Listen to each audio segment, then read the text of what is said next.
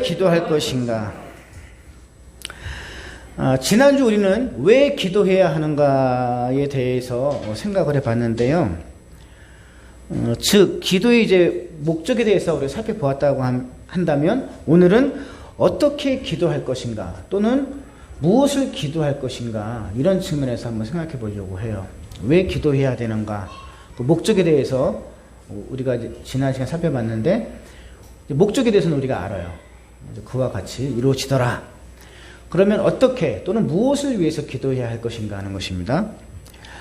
먼저 제가 어떻게 기도해야 할 것인가에 관한 이제 보충 자료를 찾다 보니까 제가 7년 전 2014년도 3월경에 설교했던 이 설교 원고를 제가 보게 됐습니다. 그 설교 원고에 이런 메시지가 있더라고요. 이미 7년 전에 제가 이런 메시지를 전했더라고요.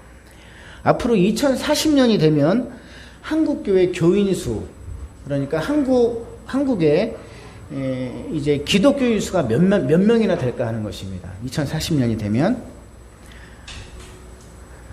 몇 명이 될 것 같아요? 약 200만 명 정도로 줄어든답니다.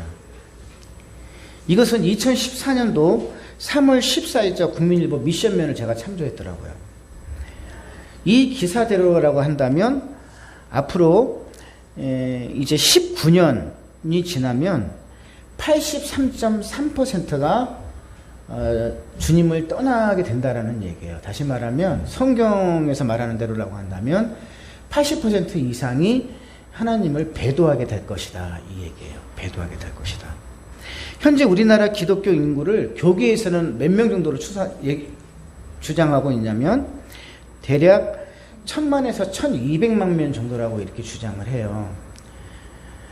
그렇게 발표를 했습니다만 실제 이제 인구 센서스를 통해서 이제 집계된 그 통계청 자료를 제가 이제 찾아보니까 뭐 최근 거는 안 나오더라고요. 2017년이 이제 가장 이제 최근 자료라고 볼 수 있는데 2017년 기준으로 보니까 뭐 여기 이단들까지 다 포함된 거예요.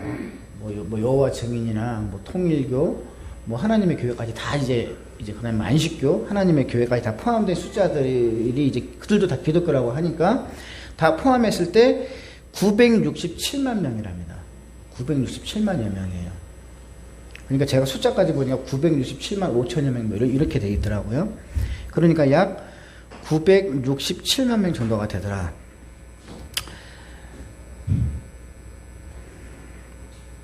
또 최근 자료를 제가 찾지는 못했지만 이제 인터넷을 여러 군데 살펴보다 보니까 현재 한국 교회 이제 기독교인 수가 이제 어림잡아서 몇 명이나 될까라고 봤더니 2017년도보다도 조금 더 줄었어요. 약 한 800만 명 정도로 이렇게 추산하고 있더라고요. 그러니까 불과 이제 한 4년 이제 5년 사이에 100만 명이 또 감소가 된 겁니다. 그렇지 않아도 이제 9월에 대부분 이제 교단마다 총회가 있었는데 그 총회 끝나고 나서 제가 관련자 이제 기사들을 읽어보니까 대부분의 이제 교단들이 다 이제 등록 교인 수들이 다 감소했어요. 어떤 곳은 50만 명, 어떤 곳은 뭐 20만 명 이런 식으로 다 감소를 했더라고요. 지금 계속 이제 기독교인이 감소 추세에 있습니다.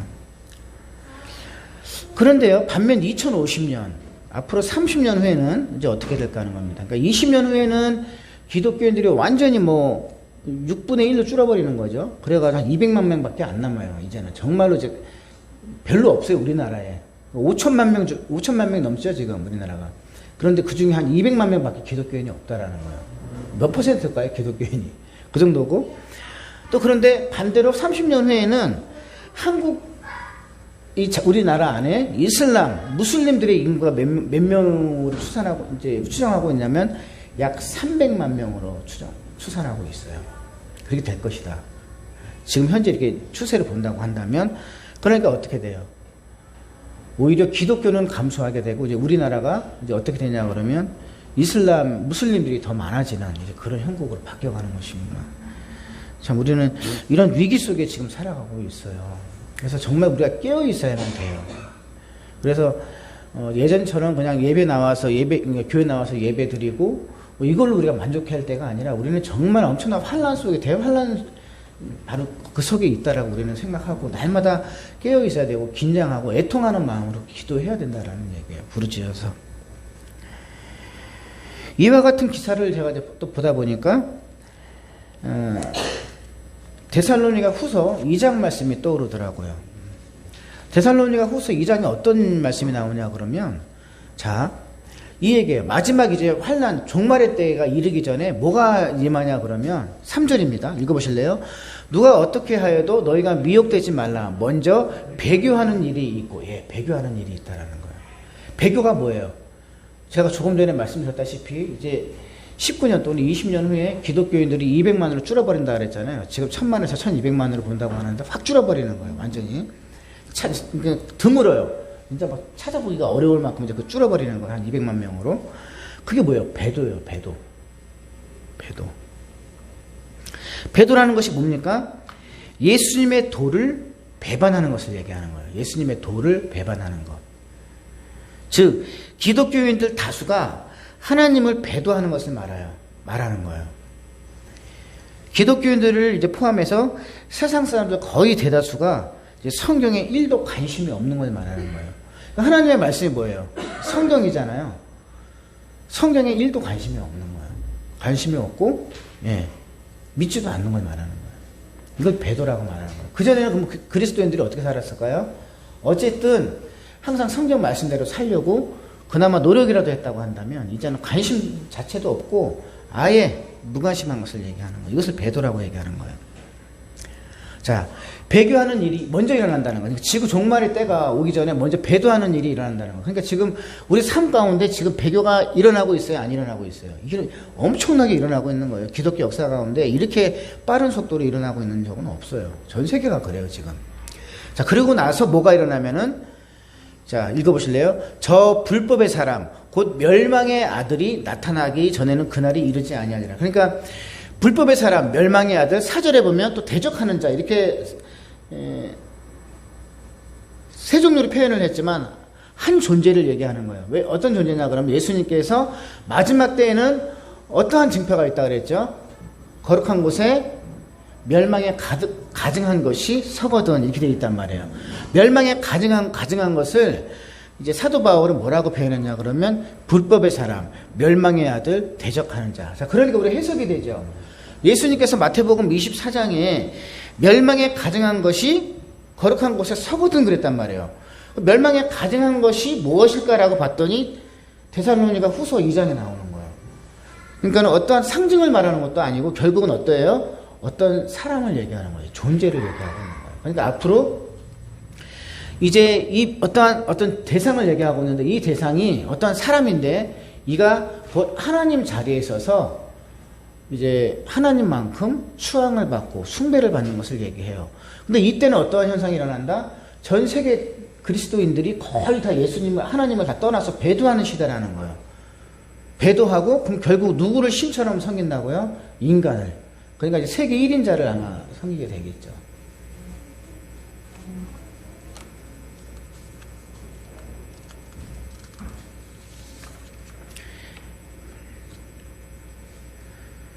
그리고 성경은 이때를 뭐라고 표현하냐면 대환란이라고 얘기하고 있어요. 창세로부터 지금까지 이러한 환란은 없을 것이라고, 큰 환란은 없을 것이라고 얘기하고 있는 거예요. 그러니까는 성경에서 말하는 가장 큰 환란은 뭐냐 그러면 우리 요한계시록에도 살펴봤지만 큰 환란은 뭘까요? 그동안 하나님을 잘 믿고 그다음에 또 예수 그리스도의 이제 복음 이제 이 도를 잘 따르던 사람들이 전부 다 그 도를 배반을 하고 구원에서 떨어지는 것을 말하는 거예요. 이것만큼 큰 환란은 없어요. 성경에서 말하는 것이 그런 환란을 얘기하는 거예요. 근데 우리는 환란을 얘기할 때 막 하늘에서 뭐가 떨어지고 막 갑자기 무슨 뭐 자연재앙이 일어나고 그다음에 뭐 사람들이 타 죽고 막 전쟁이 일어나고 이런 걸 얘기하는데 성경에서 말하는 것은 그건 어떻게 보면 대환란도 아니에요. 왜? 우리 믿음은 그대로 가지고 있으니까. 그런데 요한계시록이나 그다음에 우리 복음서나 그다음에 우리 지금 보고 있는 데살로니가 후서를 통해서도 그렇고 성경에서 가장 크게 여기는 창세 때부터 지금까지 이런 환란은 없을 것이라고 얘기하면서 정말 우리에게 막 경고를 주는데 이런 환란, 대환란은 뭘 얘기하고 있냐면 그동안 믿었던 사람들이 전부 다 구원에서 떨어지는 것을 말하는 거예요. 이것만큼 큰 환란은 없다라는 얘기예요, 여러분. 이해가 되시겠어요? 우리를 박해하고 죽이는 것은 그다지 큰 환난도 아니에요. 왜? 우리 육신은 죽지만 우리는 생명이 두 개예요. 살아있는, 지금 육신에 있고 살아갔던 이 땅에서의 생명, 죽은 후에 우리는 뭐예요? 영원한 생명으로 가 있단 말이에요. 그러니까 이거는 육신은 죽지만 우리는 영원한 생명을 가지고 있어요. 그런데 대환란은 뭐야? 정말로 가장 큰 환란은 뭐냐 그러면 완전히 죽는 것을 말하는 거예요. 왜 완전히 죽어요? 구원에서 떨어지면 영원한 생명을 없지요. 사망으로 가는 거죠. 육신이 죽게 됐다. 그러면 사망 자체가, 그리고 이제 생명 자체가 없는 거잖아요. 영원한 사망으로 가는 거니까. 이것만큼 큰 환란은 없어요.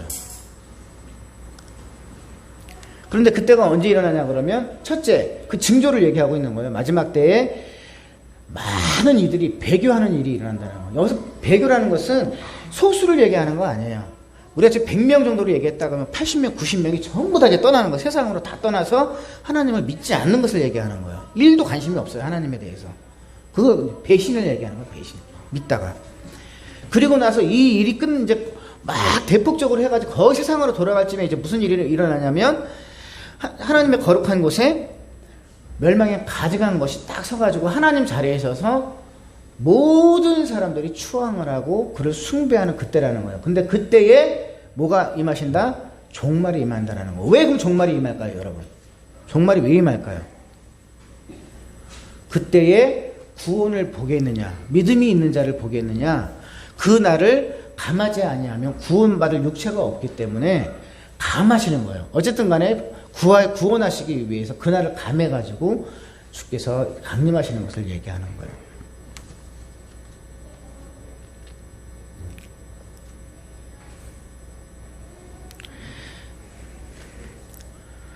자, 마태복음입니다. 마태복음 24장 21절 한번 읽어볼까요? 자, 이는 그때 큰 환란이 있겠습니다. 창세로부터 지금까지 이런 환란은 없었고 후에도 없으리라. 자, 어떤 환란을 얘기할까요? 데살로니가 후서로 넘어가니까 불법의 사람, 멸망의 아들이 나타나고 대적하는 자가 나타나는 이때를 얘기하는 거예요.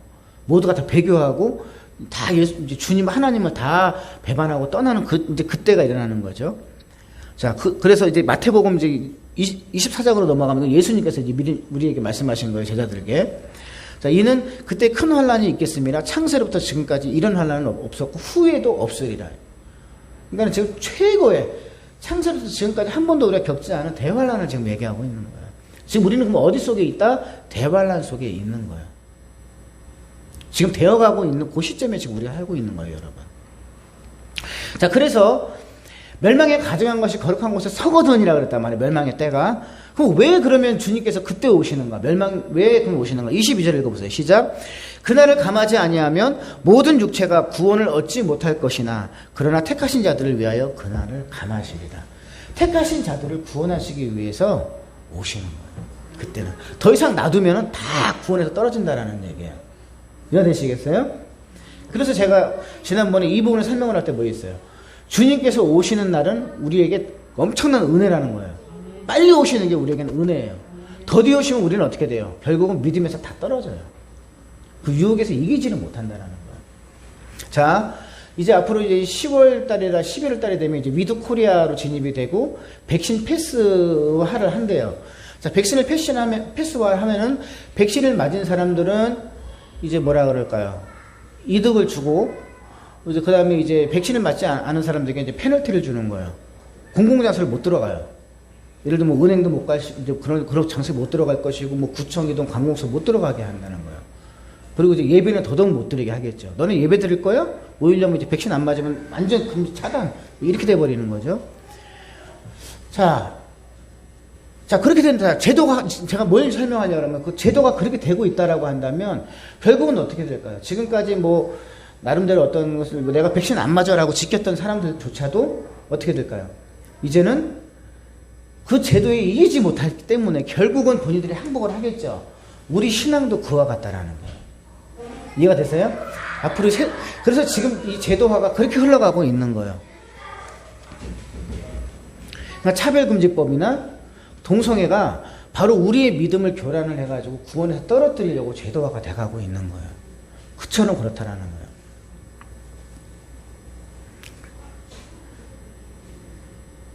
자, 그런데 백신 한 가지만 봐도 예를 들어가지고 그래가지고 백신을 맞지 않으면 공공장소 들어갈 수가 없어. 취직도 못해. 지금 뭐 우리 아이들 같은 경우 벌써 간호대생들이 3명이나 있지만 얘네들 백신 안 맞으면 실습도 못 나갈 거예요. 막 이렇게 막 강제를 하고 있단 말이에요. 자, 그러면 실제로 이게 유한계시록에서 보면 뭐하고 비유가 될까요? 그러니까 다를 바가 없는 거예요. 자, 이거 백신 안 맞으면은 공공장소 출입도 못 해. 실습도 못 나가. 취업도 못 해. 이게 뭐예요? 결국에 666 같은 거예요, 이게. 전 세계 한 번도 우리가 겪어보지 못한 그걸 말하는 거예요. 그러니까 유튜브에 보게 되면은 이제 일반적인 교회들이 백신을 맞으면 뭐 몸속에서 어떤 작용이 일어나고 뭐 이래서 666이다 이렇게 설명을 하지만 저는 이제 그걸 말하는 게 아니고 지금 나타나고 있는 이런 형상 자체가 똑같은 거예요. 뭐 요한계시록에 뭐라 그랬어요? 666표를 맞지 아니하면 매매를 못하고 그다음에 뭐 그런 걸 얘기하고 있잖아요. 근데 지금 우리 백신을 맞지 아니하면 못 들어간다는 거예요. 불이익이 떨어지는 거예요. 그러면 왜 정부가 그 백신에 대해서 그렇게 목을 매고 있을까요? 반드시 맞춰야만 하는 이유가 뭘까요? 저는 음모가 있을 것 같다는 생각이 들어요. 전 세계가 왜 그런 짓들을 하고 있는지 모르겠어요. 여태까지 우리가 역사 이래 이런 적이 있어요? 안 맞으면 이제 죽이려고 하는 거죠. 선택의 자유가 있는 거 아니겠어요, 우리가요? 맞고 싶은 사람은 본인이 선택해서 백신을 맞았다고 한다면 백신을 안 맞은 사람도 본인이 선택해서 안 맞을 수 있는 권리가 있는 거지. 왜 그거를 강제적으로 해가지고 맞게 하고 안 맞는 사람들은 공공장소도 못 들어가게 하고 모두 사용 못하고 취업도 제한이 되고 뭐 실습도 제한이 되고 애들 학교에서도 제한을 받냐고요. 그런 데가 세상에 어디가 있어요. 여태까지 역사적으로 볼 때 말이 안 되는 얘기죠. 그럼 요한계시록으로 돌아가 보면 짐승의 숫자 666과 똑같은 거예요.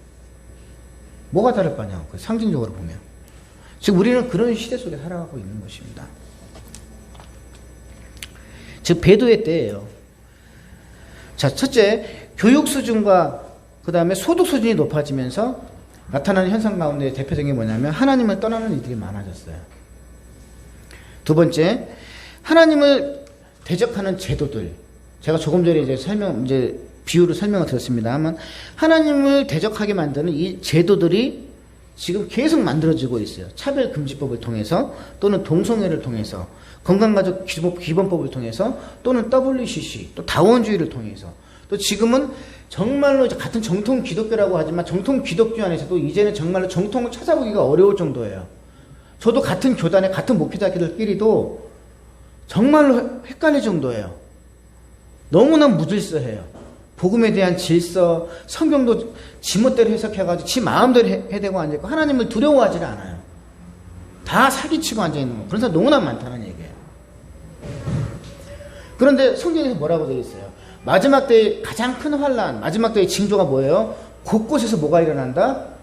미혹하는 자가 일어난다 그랬죠. 그 미혹하는 자가 누구라 그랬어요? 거짓 선지자. 그럼 오늘날의 거짓 선지자가 누굴까요? 목회자들. 깨어 있어야 되는 거예요. 깨어 있어야 돼요. 그래서 우리가 성경을 바로 보지 않으면 이제 어떤 교회든지 나는서 내가 분별하지 못하고 아무거나 설교를 듣다가는 결국에 미혹당해서 내가 어느 순간 나도 모르게 구원에서 멀어져 있어요. 왜? 들으면서 믿음이 생겨나는 거거든요.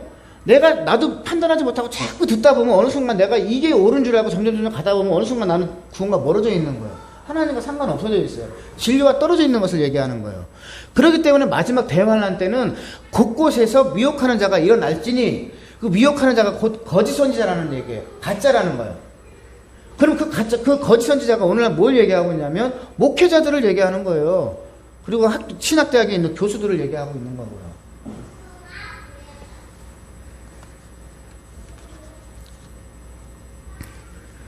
결국 진리에서 벗어나게 만드는 거예요. 그들의 목적, 마귀의 목적이. 자, 최종적으로 멸망에 가증한 것이 하나님 자리에 서서 숭배를 받게 될 때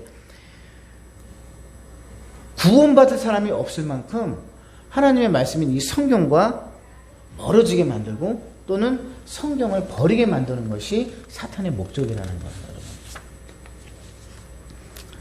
그러므로 여러분 진정한 거룩은 뭘까요? 진정한 거룩. 하나님의 말씀인 성경을 지키고 실천하는 것이 바로 진정한 믿음이고 진정한 거룩이에요, 여러분. 자, 내가 그러면 동성애를 거부하는 건 뭘 지키는 거예요?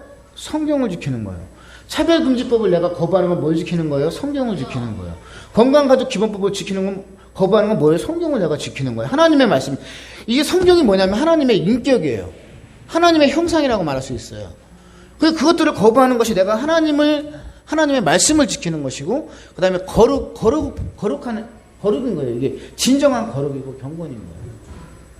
그런데 만일에 내가 이것을 지키지 아니하고 세상에서 말하고 있는 이 제도들을 따라갔다라고 한다면 나는 하나님을 배도하는 게 되는 거예요, 여러분.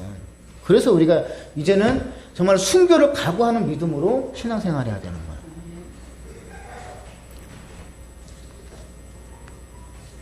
그렇다면 이런 환난할 때 우리가 가장 해야 될 것은 무엇인가?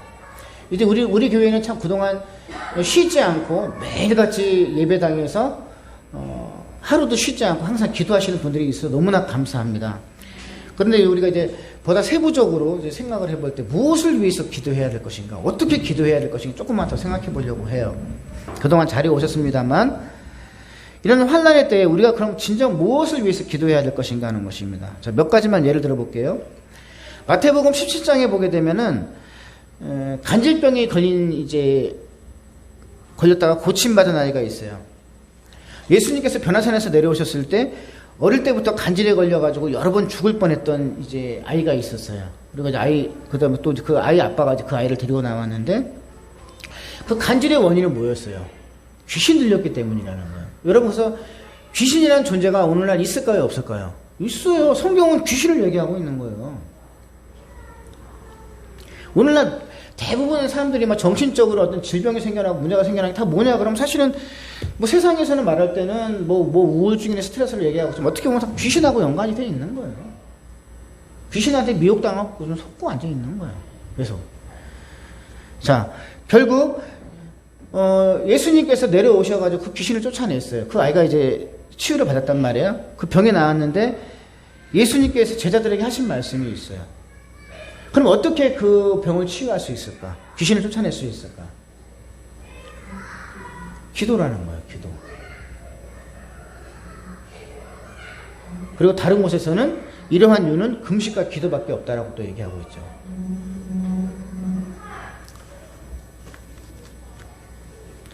결국은 금식하는 이유도 뭐예요? 더 맑은 정신에서 하나님께 집중해서 기도하기 위해서 금식하는 거죠. 그러니까 기도가 그와 같은 힘이 있다라는 거예요. 자, 그리고 또 지난 주에 우리 살펴봤습니다만 감옥에 갇혔던 이 베드로가 어떻게 살아났습니까? 모든 성도들이 교회에 모여서 기도할 때, 기도하는 동안에 하나님께서 일을 하시고 천사를 보내시고 그 천사가 베드로를 구출해냈어요. 자, 시편 3편에 보게 되면 다윗이 압살롬을 피해서 도망 다닐 때 다윗이 무엇을 했냐 그런다면은 간절히 부르짖으면서 기도했다라는 이 장면이 나와요. 시편 3편에 보게 되면 결국 이 반역의 수괴 이 압살롬은 전쟁 중에 자신이 그토록 자랑스럽게 여겼던 이 긴 머리카락이 상수리 나무에 걸려가지고 또 공중에 매달려가지고 이제 모압의 창에 걸려서 돌에 맞아 또 찔리고 또 돌에 맞아 죽죠. 그럼 결국은 제가 지금 세 가지 이제 뭐 간단하게 성경을 통해서 예를 들었습니다만 이 공통점이 뭐예요? 모두가 다 기도라는 거예요. 기도. 결과적으로 귀신 들려서 병에 걸린 아이도 감옥에서 갇혀서 죽을 뻔했던 이 베드로도 또 이 압살롬의 반역에서도 승리하게 된 이 모든 것들은 뭐냐면 바로 다 부르짖어서 기도하였다라는 거예요. 부르짖어서 누구에게? 하나님께 기도하였다라는 거예요. 기도하였더니 이런 능력이 나타나요. 죄송합니다. 그러므로 우리에게 있어서 가장 큰 힘과 능력은 무엇일까요? 바로 기도입니다, 여러분. 기도. 자, 오늘 이제 본문을 통해서 이제 말씀을 좀 정리하려고 해요. 자, 오늘 본문은 그렇다면 우리가 어떻게 기도해야 할 것인가 하는 거예요. 자, 첫째, 이 마지막 때에 우리에게 요구하는 게 있어요. 죄송합니다. 자, 첫째, 같이 읽어보실래요? 시작. 모든 사람을 위해서 기도하라.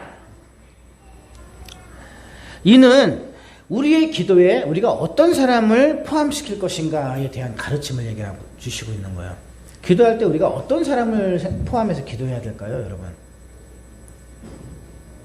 본문 1절 읽어볼까요? 그러므로 내가 첫째로 권하노니 모든 사람을 위하여 간구와 기도와 도구와 감사를 하되 이렇게 되어 있어요. 자, 여기는 간구라는 것은 뭐냐 그러면 아주 긴박한 상황에 놓였을 때, 자, 베드로가 감옥에 갇혔을 때 여러 명의 성도들이 교회에 모여가지고 어떻게 됐어요? 간절히 그랬죠. 간절히 하나님께 부르짖었다 그랬죠. 기도하였단 말, 간구하였다 그랬단 말이에요. 이것을 간구라 그러는 거예요. 간절히 부르짖는 거, 급박한 상황에서. 자, 그리고 간구와 기도와 그랬단 말이에요. 또 기도는 뭘까요? 일상적인 기도를 얘기하고 있는 거고요. 또 도구는 뭘까요? 도구.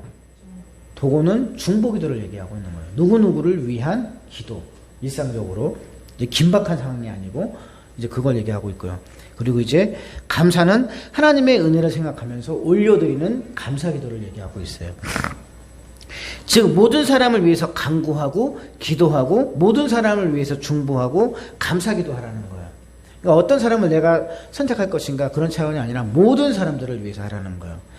그런데요, 바로 이것이 하나님이 기뻐하시고 하나님이 받으실 만한 또 원하시는 기도라는 거예요, 여러분. 그래서 우리가 이제 항상 기도를 할 때는 제일 먼저 뭐부터 해야 되냐 그러면 모든 사람들을 위한 모든 사람들의 구원을 위한 기도를 먼저 해야 돼요. 선행돼야 되는 거예요. 그래야만 하나님이 기뻐 받으신다는 거예요. 그리고 하나님이 선하게 여기신다는 거죠. 자, 3절 한번 읽어볼까요? 자, 3절 시작. 이것이 우리 구주 하나님 앞에 선하고 받으실 만한 것이라는 거예요. 자, 하나님이 우리를 선하게 여기시는 거예요. 하나님 앞에 선하게 라는 얘기는 뭐냐면 하나님 앞에 선행이라는 얘기예요. 우리가 선행. 우리가 하나님 앞에 선행하는 게 뭐예요? 라고 말했을 때 하나님 앞에서 모든 사람들을 위해서 기도하는 것, 간구하는 것을 하나님은 선하다고 말하고 있고, 그리고 하나님이 받으실 만한 것이라는 거예요. 그리고 4절 읽어볼까요? 하나님은 모든 사람이 구원을 받으며 진리를 아는 데에 이르기를 원하시느니라. 자, 그러니까 하나님이 원하시는 게 뭘까요? 모든 사람이 구원을 받고 진리를 아는 것을 하나님이 간절히 원하신대요. 그런데 우리가 하나님이 원하시는 것을 해드려야 하나님이 기뻐하시죠. 그잖아요? 우리도 마찬가지잖아요. 내가 원하고 내가 간절히 원하는 것을 누군가가 해줘야 기쁘지, 내가 원하고 있는데 다른 것을 주면 기뻐요? 기쁘지 않잖아요. 그죠? 제일 기쁘고 감사한 게 뭐예요? 내가 원하는 거를 해주는 거예요. 내가 원하는 것을 도와주는 거고, 내가 원하는 것을 따라주는 거, 해주는 거예요, 결국에. 근데 하나님이 원하시는 게 뭐냐면 모든 사람이 구원을 받고 진리를 아는 것을 원하신다라는 거예요. 그러면 하나님께 우리가 사랑을 받고 복받을 일을 하려면 뭘까요? 모든 사람을 위해서 기도해 주는 거예요. 구원을 위해서 기도해 주는 거라는 거예요. 그럼 하나님은 우리를 얼마나 선하게 보실까요? 그리고 그 기도를 다 받으신다라는 얘기예요. 그러니까 우리가 얼마나 복될까요?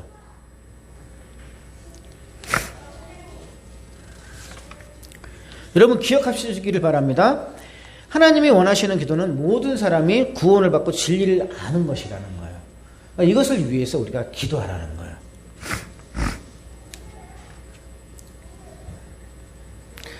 다시 한번 강조를 하면은, 그러므로 모든 사람을 위해서 기도할 때 하나님 앞에 선을 쌓는 일이에요.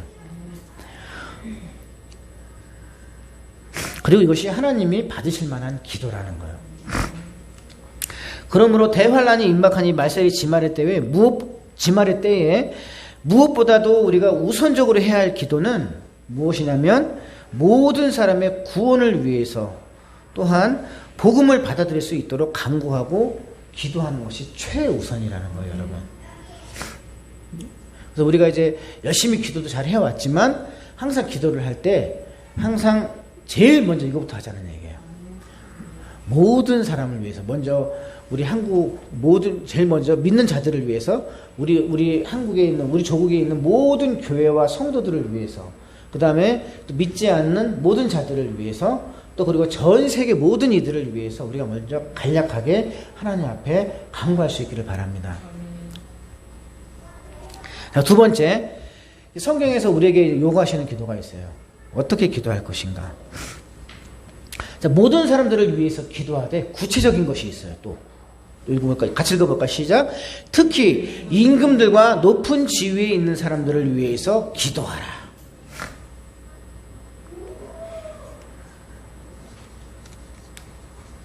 성경은 모든 사람들을 위해서 기도하래요. 하나님이 선하게 여기시고 받으실 만한 기도래요. 그런데 그 중에서도 특히 다 기도를 했지만 더 한번 우리가 강조해야 될 기도는 뭐냐 그러면, 자, 제가 정리를 해드리면, 자, 조금 전에 이제 우리 이제 점점 범위를 넓혀가는 거예요. 우리 한국에 있는 믿는 사람들, 이제 한국의 모든 교회들과 성도들을 위해서 기도하고 또 믿지 않는 모든 자들을 위해서 기도했어요. 전 세계 모든 사람들을 위해서 기도했어요. 자, 영역이 넓혔습니다. 그걸 기도를 마치고 나서 두 번째 해야 될 게 뭐냐 그러면, 자, 우리나라 대통령을 위해서, 그리고 우리나라의 각 이제 높은 지위에 있는 지휘자들 위해서, 뭐 대권 후보자들이나 뭐 이런 사람들, 또 그다음에 국회의원들, 뭐 시장급들, 뭐 이런 사람들, 뭐 도지사라든가 이런 사람들을 위해서 뭐 다 만났지, 뭐 우리가 한 사람 한 사람 부르면 뭐 하루 종일 기도해야 되겠지만 그럴 필요까지는 없겠죠, 그죠? 간략하게 딱 정리를 해서 그분들을 위해서 기도하라는 거예요. 어떻게 기도해야 될까요? 성경에서 제시해주고 있잖아요. 그들이 구원받을 수 있게 해달라고. 자, 우리 2절 읽어볼까요? 시작. 임금들과 높은 지위에 있는 모든 사람을 위하여 하라. 이는 우리가 모든 경건과 단정함으로 고요하고 평안한 생활을 하려 함이라. 자, 너무 정확하게 나와 있죠. 임금들과 높은 지위에 있는 모든 사람들을 위해서 기도하래요. 왜 기도해야 돼요, 주님? 성경에서 밑에 이제 답을 주고 있어요. 왜 주고 있을까요? 모든 경건과 단정함으로, 내 입장으로 생각해 보라는 얘기예요. 내가 하나님 앞에 경건한 생활을 하고 또 단정함으로 고요하고 평안한 삶을 살기를 원하거든 기도하라는 거예요. 그들을 위해서.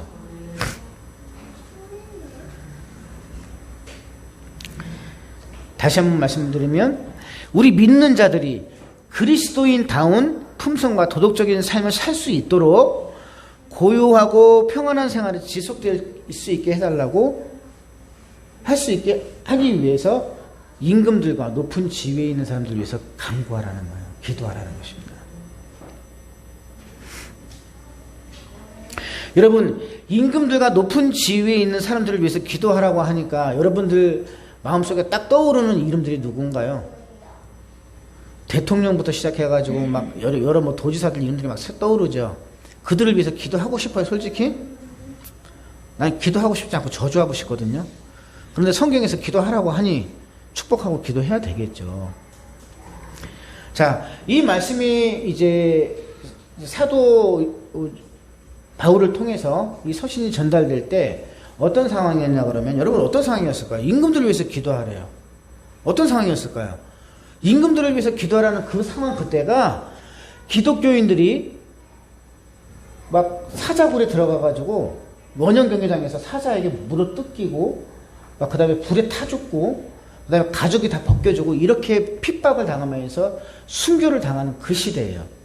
바로 어떤 시대냐면은 미치광이 네로 황제가, 로마의 네로 황제가 기독교인들을 전부 다 막 그게 1차 박해 시대인데, 그러면서 기독교인들을 아주 몰수러가지고 막 죽이는 그 시대를 말하는 거예요. 그 시대 때 바로 이 글이 전달된 거예요, 모든 교회에. 그러니 기독교인들이 네로에게 기도하고 싶었겠어요? 그리고 높은 지위에 있는 이 사람들은 누구 얘기할까요? 그러니까 뭐 분봉왕 뭐 이렇게 얘기를 하겠죠. 뭐 우리가 잘 알고 있는 뭐 헤롯도 있을 거고 뭐 여러 가지가 막 있을 거란 말이에요. 그 분봉왕들 또 이제 그런 자들까지 다 포함해서 얘기하는 거예요. 그러니까 어떻게 보면은 기독교인들 입장에서 그 당시에, 자, 그 타이밍에, 그 시기에 우리가 너무나 잘 알고 있는 사도 베드로도 순교를 당했어요. 십자가에 거꾸로 매달려가지고. 그 다음에 사도 바울은 어떻게 죽었어요? 목이 잘려가지고 참수를 당했단 말이에요. 그 시대를 말하는 거예요. 그런데 그 시대에 기독교인들 보고 뭐라고요? 우리를 지금 죽이고 있고 우리는 지금 숨어가지고 동굴 속에 들어가가지고 겨우겨우 예배 드리고 있고 막 이러다가 붙잡혀가지고 끌려가가지고 가죽이 벗겨지고 기름 가마솥에 튀겨 죽고 막 이런 상황에 있는데 사도 바울이 기도하랍니다. 자, 바로 그거예요. 그래서 우리는 이게 바로 근데 하나님이 받으실 만한, 기쁘게 받으실 만한 기도라는 거예요, 여러분. 그래서 우리는 제일 먼저 어떻게 되냐 그러면 기도를 해야 돼요. 마음에 들지 않더라도 기도를 해야 된다는 거예요. 왜 그러냐 그러면 모든 권세가 누구에서부터 났다고요? 하나님에게서부터 났어요. 모든 권세는 하나님에게부터 나지 않음이 없다라는 거예요. 그러니까 성경은 아무리 합당하지 못한 통치를 하거나 이런 악한 임금이라고 할지라도 또 나쁜 사람일지라고 할지라도 나쁜 사람이 높은 지위에 있는 경우도 많잖아요. 그런 사람이라고 할지라도 그들을 위해서 기도하라는 거예요. 자, 그래서 제가 조금 전에 말씀드렸지만 그는 왜 기도를 해야 될까요? 자, 로마서 13장 1절 2절 읽어볼까요? 기도해야 될 이유가 여기 있다는 거예요. 자, 1절 시작. 각 사람은 위에 있는 권세자들에게 복종하라. 그거예요. 이유가 복종하라는 거예요. 왜? 권세는 하나님으로부터 나지 않음이 없나니 모든 권세는 다 하나님께서 정하신 바라. 그럼 북한의 김정은이도 하나님이 정하셨다고요? 예. 그러면 중국에 있는 시진핑이도 그렇다고요? 예. 그렇다라는 거예요. 악한 자들도 다, 그런 권세자들도 하나님이 정하셨다는 거예요. 그러면 2절. 그러므로 권세를 거스리는 자는 하나님의 명을 거스림이라는 거예요. 그렇기 때문에 기도하라는 거예요, 여러분. 자, 그러면 어떻게 돼요? 거스르는 자들은 심판을 자초하리라. 심판을 자초하는 거예요. 이게 무슨 뜻일까요, 여러분? 심판을 자초하리라. 내가 아주 막 싫어하는 그러한 권세자가 있어요. 권세자가 하라 그러는데 내가 절대 그 사람이 싫어가지고 그 일을 안 해. 복종하지 않아. 그럼 어떻게 될까요? 뭐 대통령이나 권세자가 나를 엄청 미워하겠죠. 저놈의 새끼가 지금 내 권위에 따르지도 않네. 내 명령을 지키지도 않네. 이제 결국에 어떻게 될까요? 나한테 엄청난 불이익을 주든가 감옥에 가둔다든가 아니면 뭐 그렇게 하겠죠. 여러 가지 뭐 하겠다. 그래서 심판을 자초하라 이거 얘기하는 거예요. 성경에서는 아무리 악한 권세자들이라도 아무리 악한 임금이라도 그에게 선을 베푸면 나에게 선을 행한다는 거예요. 자, 그리고 두 번째, 모든 이제 권세자가 하나님께로부터 났기 때문에 그 권세자를 위해서 기도하라는 거예요. 무엇을 위해서? 우리가 편안하게 예배드릴 수 있게 해 주십시오. 그리고 또 그들을 구원해 주십시오. 그러니까 결국에 기도해야 될 목적이 여기 있어요. 이유가 여기 있는 거예요. 우리 믿는 자들이 그리스도인다운 성품과 도덕적인 삶을 살 수 있도록 고요하고 평안한 생활이 지속될 수 있게 하기 위해서 이 권세자들을 위해서 기도하라는 거예요. 지금 우리가 코로나 때문에 지금 뭐 거의 2년 다 돼가잖아요. 2년 다 돼가는 동안 교회가 지금 많이 초토화됐잖아요. 그죠? 자, 그러면 이제 우리가 다시 예배가 회복이 되기를 원하고 다시 이제 우리가 이제 평안하고 고요한 상태에서 찬양하고 기도하고 예배하려면 어떻게 될까요? 이 임금과 권세자들을 위해서 기도하라는 거예요. 기도하라는 거예요. 근데 하나님이 들으실 만한 선한 기도라는 것이죠.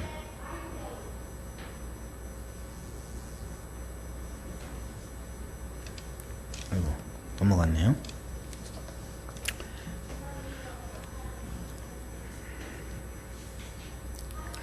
여러분, 우리는 매우 어려운 시대에 살고 있습니다. 뭐 좌파 이데올로기가 지금 전 세계를 지금 막 쓰나미처럼 막 이렇게 막 해서 막 위협하고 있고요. 또 차별금지법, 동성애, 건강 뭐 가정기본법 등이 이런 제도로부터 또 기독교가 정면으로 위협과 압박을 당하고 있는 지금 그런 상황에 있습니다. 앞으로 이것이 이제 다 정상적으로 통과가 되면 우리의 이제 예배 생활이 지금보다 더 힘들어질 거예요, 여러분. 더 힘들어질 겁니다. 참 기가 막힐 거예요. 이런 세상에 여태까지 이러한 역사적으로 봤을 때 이러한 일이 있었나 싶을 정도로 참 탄식이 저절로 나오는 그런 시대에 아마 우리가 들어갈 거예요, 조만간에.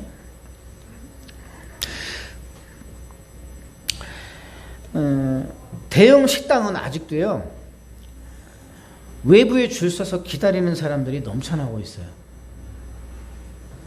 그리고 식당 내부에는 사람들이 가득합니다.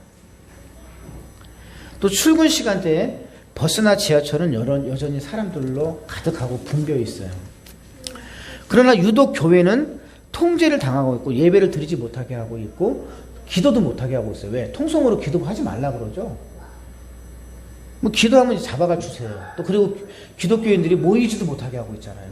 근데 성경은 뭐라고 되어 있어요? 모이는데 힘쓰라고 되어 있고 부르짖어 기도하라고 되어 있고 예배하라고 되어 있단 말이에요. 근데 이들이 지금 성경에서 하나님이 요구하시는 것을 우리가 지금 못하게 하고 있잖아요. 그리고 지구온난화 현상에 의해서 환경 문제가 매우 심각합니다. 10년 후가 되면 인천과 부산이 잠기게 되고 또 20년 후면 우리나라의 3분의 1이 잠긴다고 합니다. 그리고 복음과 진리를 교란하는 거짓된 또 어떤 목회자들과 사역자들이 도처에서 지금 일어나고 있고 더 많아질 거예요. 여러분, 이 모든 것들을 위해서 이제 우리가 기도해야 될 때라는 거예요. 그래서 우리 각 성도들을 위해서 기도하고 또 교회를 위해서 기도하는 거 너무 좋죠.